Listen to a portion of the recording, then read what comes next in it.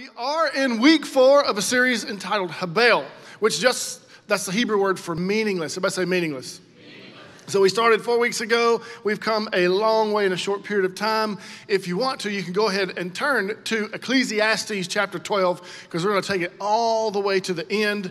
And Solomon's going to sum up everything that he said up until this point. We covered the first 2 chapters, and then on week 3, we celebrated Father's Day. Thank you, fathers, for coming back and being a part of the spiritual guidance and leadership of your home. Thank you, thank you, thank you.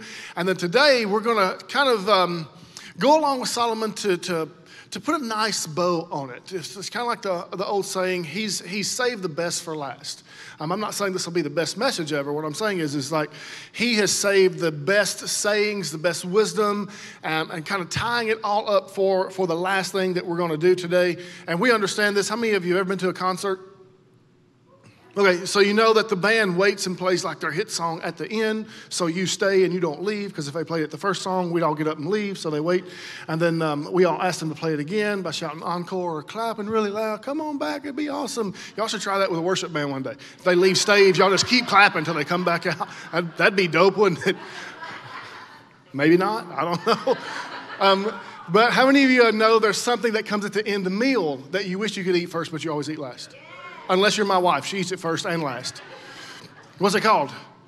Dessert. Like saving the best for last. Chocolate, butterscotch, whatever it is that you tack on to the end. Ice cream. Who loves ice cream? Okay, who likes chocolate cake? Awesome. Who likes pudding? Because week 2 we talked about like living life outside the perspective of God is like trying to build a snowman in the heat like with pudding. Look at your neighbor, say pudding. So that's kind of what we're trying to understand and wrap our mind around is like, listen, there's this phrase, life under the sun is meaningless. And those 2 phrases are always attached in Ecclesiastes. And what Solomon is saying is, listen, life lived without God in it. Life lived without God's perspective on it. Life lived without the hope of Jesus is meaningless. It's futile. It's ridiculous. Don't try it. And Solomon spent the majority of his entire life trying it. His life was like a science experiment. I'm just going to see what it's like. I was raised in church. I was raised to be a Christian. I was raised to have the wisdom of God. But you know what I'm going to do? I got all this money, all this power. I'm going to chase everything that the world offers. And he says it's kind of like chasing the wind. It's meaningless. It's stupid. It's futile.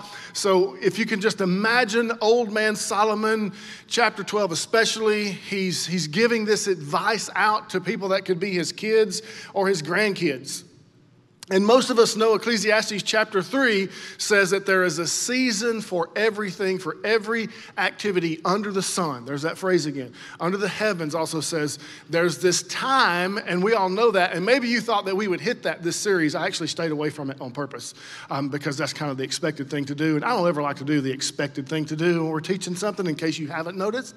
But we're actually it's the first time seasons are talked about in chapter 3, but in chapter 11 and 12, when he's kind of winding down, he jumps back into this season reality, that there's these times, and you notice them mostly when you get older. Who would classify themselves as a more mature adult in the room?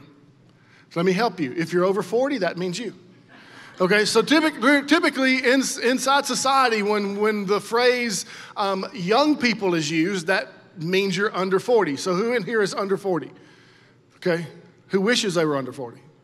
Yeah, okay, so now there's all the people over 40 right there. If I'd have said who's over 40, nobody would have raised their hand. But because I said who wishes they were under 40, they're like, hey, it's me. Okay, so really the room is almost 50-50 split between young and old. And you're like, wait, I ain't old. I'm just telling you what they say. That's not what I say. If you're over 40, you're old. If you're under 40, you're young, okay? I'm 48. I don't feel 48 except really early in the morning. Here's what I'm talking about. I make real noises when I get up. If I sit in a chair too long, you get up and you do anybody do that? Like, man, like I feel every injury I had between the ages of 12 and 18. Who's that guy? Like, I'm like, man, that was fun, but whoo, I'm paying for it. And honestly, I have some regrets on how I acted, but I don't have that many regrets on what I've experienced. And even the things that caused me the pain. Because sometimes, not always, sometimes, when you get hurt, you're having the most fun. We're some dudes in here. Like, you just know it's true. What's the, oh, it's this one. I got so many scars I forget, so if I bend something, I know which one it is. I'm like, oh, there it is. Okay, so like long time ago when I first met Benet, we were at a little get-together in the country, just hanging out, and it's dark, and we're doing what rednecks do, and we had a Jeep, and we had a pasture full of steers. Anybody know what a steer is? Okay, so I had a pasture full of steers, we had a Jeep. We didn't have access to a horse, but we wanted a bulldog. You know what I'm saying? Anybody knows bulldog? So bulldog, if you don't know what it is, let me educate you on one of the most fun pastimes in all the earth. So you typically get on a horse and you ride alongside a steer and you pin it and you jump off and you see who can wrestle it to the ground fastest. We didn't have a horse. So we thought, well, Jeep's a good thing. I mean, you can stand on the Jeep and hang on, right?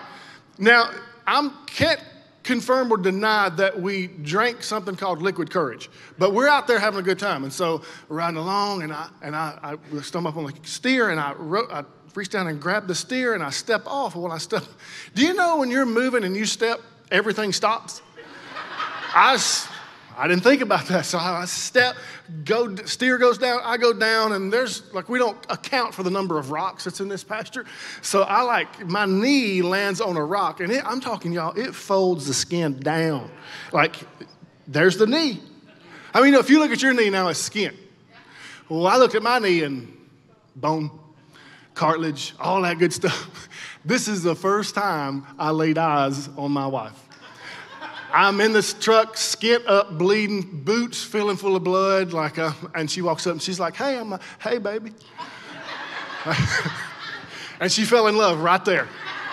It was the craziest thing. She was like, I gotta have him. I'm just telling you, that's a good time right there. So how many of you have that thing, when it's gonna rain before the weatherman knows it's gonna rain? Anybody? That's me. I'm like, oh, babe, it's gonna rain today. So I have a lot of those in my body, and Solomon is really kind of bringing that to light as we close in Ecclesiastes. We're going to look at a brief section of 11, then we're going to jump into 12, and I'm going to kind of go to the end of 12 and then back up to the top of 12 to kind of make sense of what he's saying, because Ecclesiastes, again, we talked about this week one, it's very jumpy, it's kind of hard to understand. So we're going to look at 11:1 where he says, light is sweet, how pleasant to see the new day dawning. When people live to be very old, let them rejoice every day of life.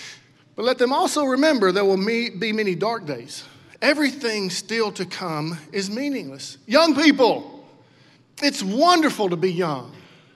Enjoy every minute of it. Do everything you want to do, take it all in, but remember that you must give an account to God for everything you do. So refuse to worry, keep your body healthy, but remember that youth, with a whole life before you, it's meaningless. Thanks, Solomon, for encouraging us today and making us, what's he saying? It's kind of like this is not in the Bible, it's kind of like the saying that wisdom is wasted on the old, youth is wasted on the young. Like it would be, how many of you in here has ever said, man, if I could go back to 20 and know what I know today, boy, would I not be better off? So how many of you in here under 40, raise your hand. Raise your hand, raise your hand, raise your hand. Okay, so there's a bunch of people in here who wish they were your age. They just want the knowledge that they got now.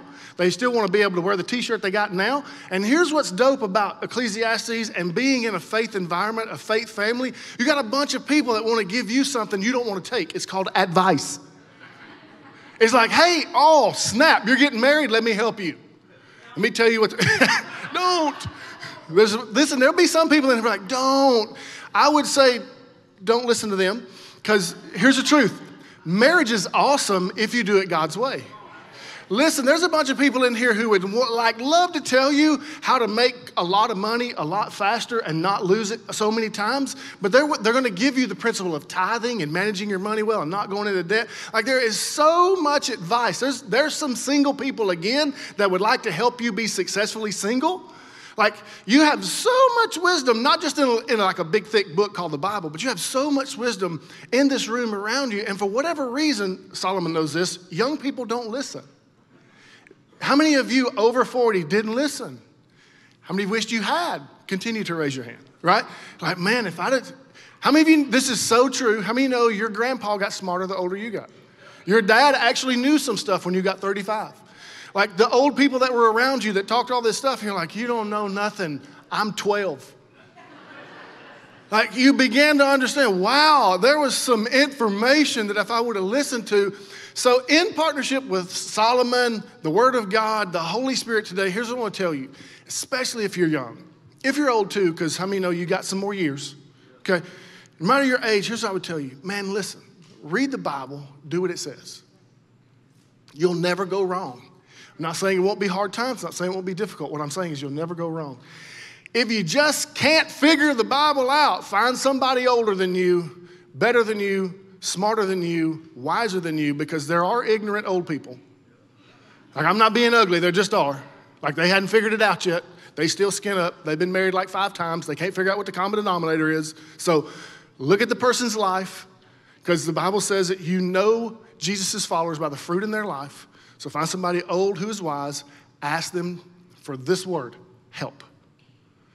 And you'll have the most amazing life. And Solomon kind of brings this all to this deal where we understand that, listen, man, when I was young, I had all this energy. I can remember a story. We took Garrett to a combine, a football thing in Oklahoma, the University of Oklahoma. And I don't know why they did this, but the University of Oklahoma put their practice field surrounded by brick walls and AstroTurf with the little black pebbles on it. And it was like 98 outside of that facility. Inside where the sun beat down, it's like 400 degrees in there. I mean, it's crazy hot. And so I'm like, how many parents, you go to the combine, you sit in the chair with the little shade thing over and you're drinking the water and watching your kids run around going, boy, get it. Get after it. So they're running, doing their thing, and I'm just sitting there. We get back to the hotel, and Garrett's like, man, I want to go swimming. Let's hang out. And I'm like, I want to take a nap. Like, I'm 30-something. I'm tired just from being in the heat. And so Solomon's going to explain to us in a very unique way what begins to happen to us as we get older. Ecclesiastes 12:1. Don't let the excitement of youth cause you to forget your Creator.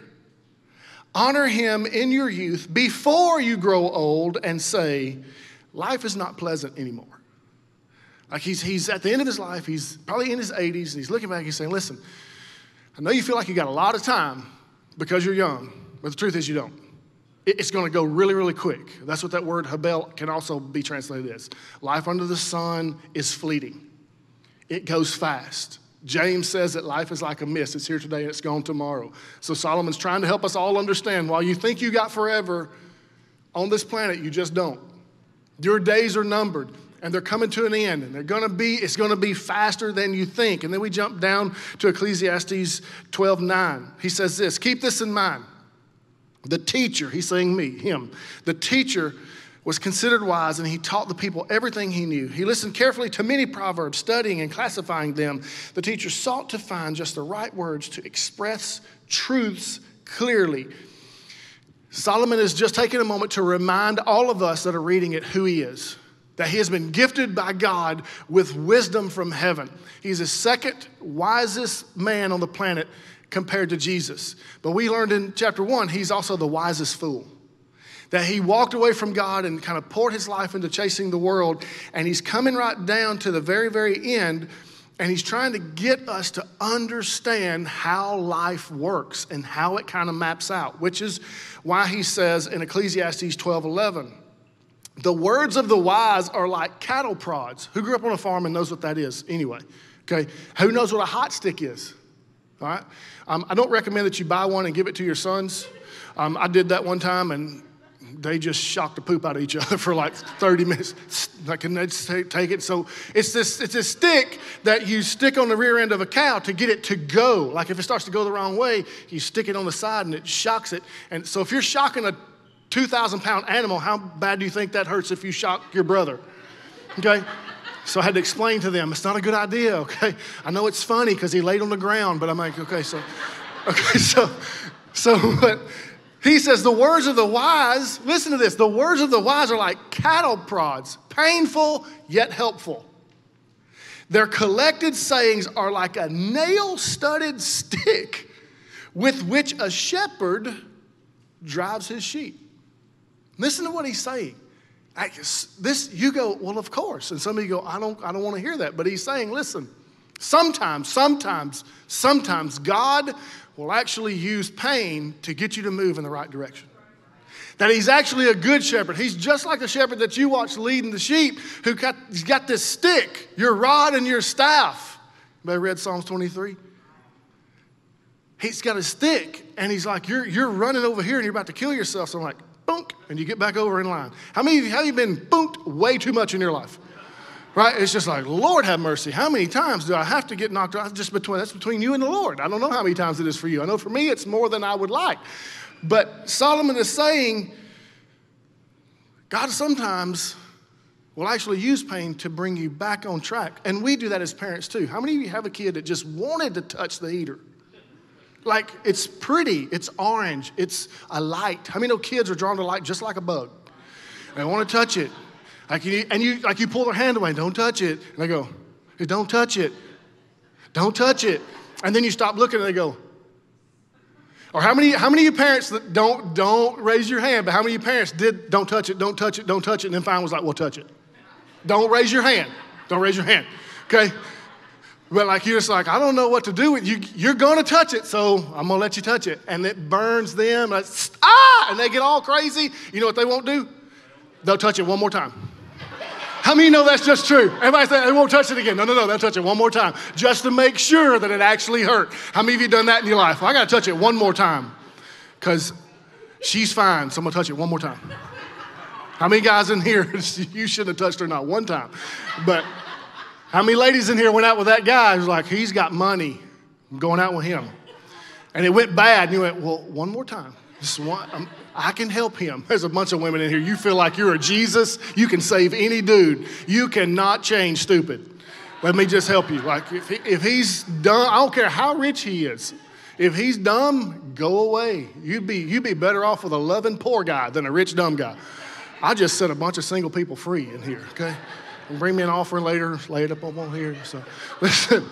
This is the words of Solomon. Like, he's so intelligent. And you know what I find when I read Ecclesiastes? It's not like hard. Here's what it is. And we lack it so much in our society today. Common. I mean, when you read that, the words of the wise are like cattle prods. What does that mean? The truth's going to set you free, but boy, it's going to make you mad first. Have you ever told somebody the truth and they went, I don't like you. But then they went, but you're not wrong. And you wind up going that direction and doing that, find out it's so much easier and it makes life a lot better. But like, how many of you had like a legit friend that called you on your crap? Like, stop sinning, stop doing that, stop looking at that, stop snorting that, stop going to that place. And it offended you. Like you said, who are you to tell me? But then inside something rang, but they're not wrong. Solomon just recognizes that as powerful and loving as truth is, it's kind of like a cattle prod. Sometimes it hurts. But he's also understanding that don't run from the very thing that's actually going to set you free. Because Jesus said, it is for freedom that I come to set you free. And he identified himself as truth. And if you're here today, you're logged in today, wherever you're at watching or listening, here's what you need to understand. The greatest gift that God could ever give you was truth. And his name is Jesus. And this is what Solomon is talking about. He lived a life outside of that. And life doesn't come with guarantees. There's one, we're going to talk about it later, but for the most part, life is just not guaranteed. There's too many dips, valleys, turns, forks, unforeseen things. And for this reason, Solomon says this in verse 12, but my child, let me give you some further advice. Be careful, for writing books is endless, and much study wears you out. I'm like, you may not know this, you may know this, I'm like a nerd, like for real. I love books. I want books. I like to read books. If I told you how I used to, I don't so much anymore, I kind of focus more on it, but I used to read a lot of books every year, like tons of books. And what Solomon is really saying is like, listen, There's new books published every single day, and you can keep reading, get all the information you want, and sometimes now you have analysis paralysis. You got so much information you don't know how to act, and he's saying, listen, that's good, but don't let it be the search for life, because knowledge is what I have, wisdom is what I do with what I have. And then he wants us to figure out wisdom, and unfortunately, our bodies are like cars. They just eventually wear out. Have you ever bought a new car, kept it for a long time, and the little light came on that you couldn't get to go off? And it started making that noise that you can't get to go away. And things started ticking, and things started like wiggling. And like you said this, I bought this new car, I'm gonna drive it till the wheels fall off. And how many know the wheels will eventually fall off? It's gonna rust, it's gonna go away. And Solomon's about to give us this humorous explanation that the reality is that everybody in this room, your body is in fact wearing out. So he starts in verse 2. So now we're going to jump back up, Ecclesiastes 12:2. I love these sayings. These are so, so good. So he says, hey, I know you're young, but remember your Creator. Verse 2, remember him before the light of the sun, moon, and stars is dim in your old eyes, and rain clouds continually darken your sky. Being older is kind of like living in perpetual winter. Here's what that means. Eventually, your eyes just don't work as well.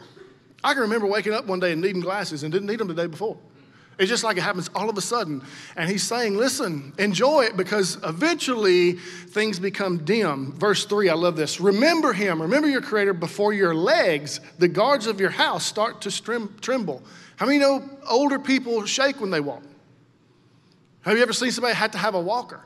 This is not making fun. This is just a reality that the older that you grow, the less likely that your legs are going to hold you very stable and very secure all the time, which is why we have rails on stairs. So that when the older people, the more mature people come, that they can stabilize themselves as they walk down. And he says this, and before your shoulders, the strong men stoop. Hey, young people, remember your Creator, because eventually your legs are going to weaken. You're not going to be able to run as fast as you used to. Hey, remember your Creator before you start to hump over. And I'm just going to tell you, the generation that stays on the computer and looks at their phone like this all the time, you're really going to be humped over. Learn to stand with your shoulders back, because eventually they're going to want to go this way. And he's just bringing this kind of truth into us. Remember him, I love this one, before your teeth, your few remaining servants, stop grinding. How many know old people lose their teeth? Listen, I'm going to tell you, this is not hard. This is, everything I'm going to read, you're going to go, well, yeah. Some of us have better dental DNA than others, but some of us, we get in our 50s and 60s, and it's just start falling out. That's why you start eating pudding when you get older, because you can't eat hard stuff. Apple's out. So if it's crunchy, it's out. Or you just roll the dice and hope it don't bite it and there's another tooth. Shake it out, okay? And before your eyes, the women looking through the windows seem dimly. Verse 4, remember him before the door of life's opportunity is closed and the sound of work fades. Old people understand that business opportunities get less and less the older that you get, but the younger that you are, the more opportunities you're able to capitalize on. So he's saying, listen, remember your Creator. Remember the reason for life. Remember what's really going on while you're young, because the older that you get, things start to fade away. Your eyesight's not good. Your shoulders aren't as strong. Your legs are a little bit weaker. And your teeth fall out of your head. So pay attention. Who in here's under 40? Raise your hands.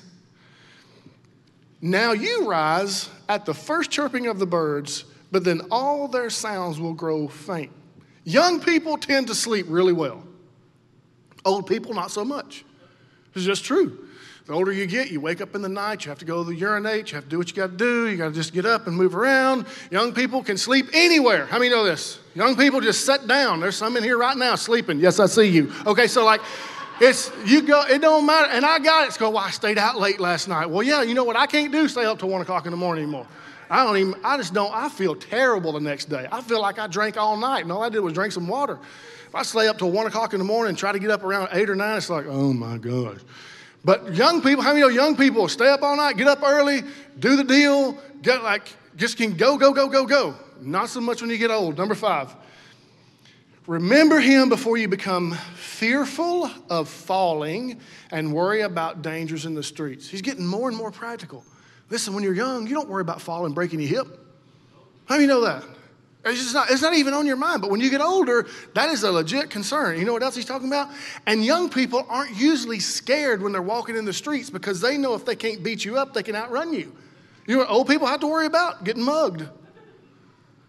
Like, everybody go, duh. Like, this is so practical, but yet we think the Bible's not relevant. And it's absolutely an eternal book that's relevant. Listen, I love this one. Remember him before your hair turns white like an almond tree in bloom. He tacks that on there to make it sound cool. Remember before your hair turns white like an almond tree in bloom. Like, there's so many, y'all spend so much money on keeping your hair from turning the natural color of white. I think, and Benet knows, I cannot wait till she goes silver. I think it's the most natural, beautiful thing on the planet when an older lady has long silver hair, because you know what she's done? Earned the right to wear that. I love dudes that have gray beards, because that tells me you at least got a little bit of wisdom. Like you, look at Greg Dudley. Look at that dude. That is silver. You need advice? Talk to that guy. He's even losing a little bit up here. I guess going from here to down to here. That's when you get, listen, he knows I love him. That's just the truth. Look around. There's a bunch of people shining up here, okay? You know why I do my hair like this? Because there ain't none right back here. So I comb it all back. Listen, there's a bunch of tricks that old guys know. Old guys know. Y'all young guys, y'all don't know nothing. Nothing. Listen, I love this one. And you drag along without energy like a dying grasshopper. Is that not the worst painted picture ever? Hey, remember the Lord before you get old and you scoot around like a dying grasshopper. Thanks, Solomon. That's awesome. Anybody ever seen that? Anybody ever, as a kid, pulled legs off a grasshopper and watched him scoot along? Not me. I just wondered if y'all did. He says this. This is great. And the caperberry no longer inspires sexual desire. This is what he's saying. You need to remember before the Viagra don't work. It was too personal, right? But that's what he's saying. He's like, listen, there's this fruit that they used to eat that would make them engage in sexual activity. He's like, listen, that's going away. I know all you young dudes are like, well, I'm in it for the long haul. No. You're going to get a certain age and it's just going to quit working. So remember. That's why Song of Solomon says, remember your wife of your youth. Treat her well. Love her well. Be intimate with her. Do the necessary things to build a relationship so that when you get older and sex is not the main thing, friendship becomes the main thing. That's all he's saying. And we think the Bible's not relevant. We think that wisdom is fleeting. No, this is true wisdom for us today. He says, remember him before you near the grave, your everlasting home, when the mourners will weep at your funeral. You know what I've never heard? A young person who had their funeral planned. Never met somebody under 40 that had their song set list for the funeral, picked the casket out, had the service set, knew what was going to happen. But like you get into the 60s and you all of a sudden like, here's the songs I want played. I want to be cremated. I want this kind of casket. Make me a headstone like this. Some people just go right out and buy the plot and the casket, get it all done, set up. Like not too long ago, but I had the first conversation about that. It was like, she said, I want this song sung at my funeral. I'm like, we're in our 40s. Why are we talking about that? I'm just letting you know. So somewhere along the way, that starts to happen. And Solomon's saying, listen, remember the most important thing in your life, God, before, look here, it's too late. Verse 6 says, yes, remember your Creator now while you're young. Listen to these phrases. Before the silver cord of life snaps and the golden bowl is broken. Don't wait until the jar is smashed at the spring and the pulley is broken at the well. For then the dust, the flesh, the dust will return to the earth and the spirit will return to God who gave it. At some point, your body, your flesh, your eating, sleeping, and breathing life is going to stop, to include a broken spine, which is the silver cord of life being broken. Like he maps out the ways that you could possibly die. Crushed skull, that's a golden bowl that has been crushed. Heart problems, that's the water jar that's broken. Failing joints and arteries, that's the spring and the pulley. In time, our bodies will return to the earth. and our spirits will go into eternity forever and ever and ever. And Solomon says, listen, all that life under the sun, it's meaningless. All that life lived apart from God, all that life trying to do it on your own, all that life that you think is going to bring you life, it brings you nothing but death and destruction. Living a life in God, with God's perspective is where it's at. Verse 80 says this, everything is meaningless under the sun. Everything. So young people, regardless of your age, people, remember your Creator. Because here is the only guarantee in life. Life has so many not guarantees. Here's the only guarantee in life. And Solomon, in his older man advice, says, everybody on the sound of my voice is 100% guaranteed to die. It's coming sooner than you think in a way that you can't imagine. So be ready.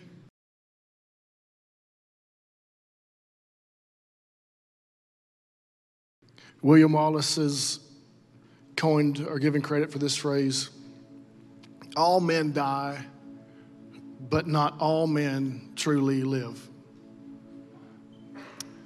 Jesus communicates himself as the gateway to life. In order to truly live, to truly make a difference, to truly leave an impact, to truly know what it means to be really, really alive is actually die to yourself. Give your life to Christ. Ephesians 2, 1-3 says, as for you, you were dead in your transgressions and sins, in which you used to live when you followed the ways of this world and the ruler of the kingdom of the air, the spirit who is now at work in those who are disobedient. All of us also lived among them at one time, gratifying the cravings of our flesh and following its desires and thoughts. Like the rest, we were by nature deserving death. Then Jesus says, very truly I tell you, I am the gate for the sheep. All who have come before me are thieves and robbers, but those sheep have not listened to them. I am the gate. Whoever enters through me will be saved. They will come in and go out and find pasture. The thief comes to steal, kill, and destroy. I have come that they may have life and have it to the full, because I am the good shepherd. The good shepherd lays down his life for the sheep. But because of his great love for us, God, who is rich in mercy, made us alive with Christ, even when we were dead in transgressions. It is by grace you have been saved. And God raised us up with Christ and seated us with him in the heavenly realms in Christ Jesus, in order that in the coming ages he might show the incomparable riches of his grace expressed in his kindness to us in Jesus. For it is by grace you have been saved through faith, and this is not from yourself. It is the gift of God, not by works, so that no one can boast. Salvation comes to those who surrender their life, and understand this: there is nothing I can do to make God love me more. There's nothing I can do to make God love me less. I can't earn my way to him. It's all about him coming to us. Him as Jesus descending on this planet, walking a perfect life and dying for us so that we could have this eternal relationship with our Heavenly Father. And that doesn't start when you leave this planet. That starts the moment you accept Jesus.